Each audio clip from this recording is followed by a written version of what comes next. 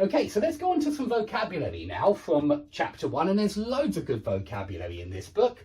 I couldn't put all of the interesting words down, but we'll look at some of them. So the librarian at the start is described as a taciturn man.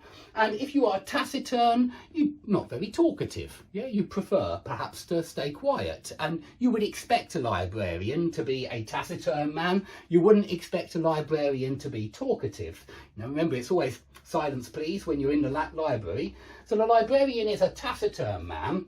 And when Rob spoke to him, Rob had responded awkwardly and unwillingly. That's a list, guys, a list of two things with a conjunction between, and they're a list of adverbs that end ly.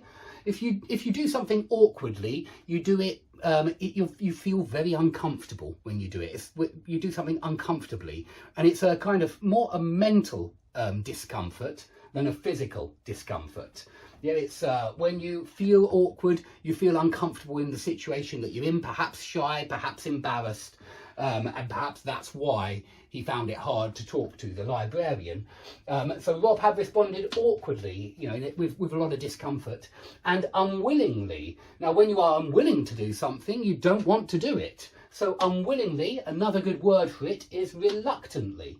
Yeah, when you do something reluctantly, you don't actually want to do it, but you have to do it. Yeah, and so Rob had responded awkwardly and unwillingly. Yeah, and I thought that sounded nice. And again, you know, awkwardly, unwillingly, I suppose that's a little bit longer in terms of syllables, but I think they sound really nice.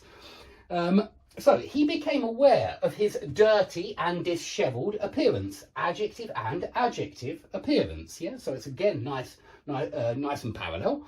And if you have a dishevelled appearance, I'm sure you know dirty, but dishevelled means scruffy. Yeah, if you are untidy, if you've got a dishevelled appearance, it's an untidy appearance, a scruffy appearance. Very often we say scruffy. I'm quite scruffy when I I'm always scruffy when I go out. I very rarely dress up. And so Rob suddenly became aware of his dirty and dishevelled appearance. And it was because he got caught in a riot earlier and he had to crawl under a car. Okay, a few words over here as well. Later on, Rob he eavesdrops on a conversation. Okay, he eavesdrops, and if you are eavesdropping, you are listening in on somebody's conversation. Now that's a phrasal verb, which means you are listening to someone's conversation that you're not actually part of. And so this is quite rude. This is certainly something which is usually negative, although it's not really in this story, because Rob wants to find out what had happened. Yeah, he wanted to find out what had happened to his father. And so that's why he eavesdrops on their conversation. But remember, it is listen in on as well. This is an excellent phrasal verb to remember. But eavesdropping is listening in on a conversation. It's usually one that you're not supposed to be listening to, but you are eavesdropping.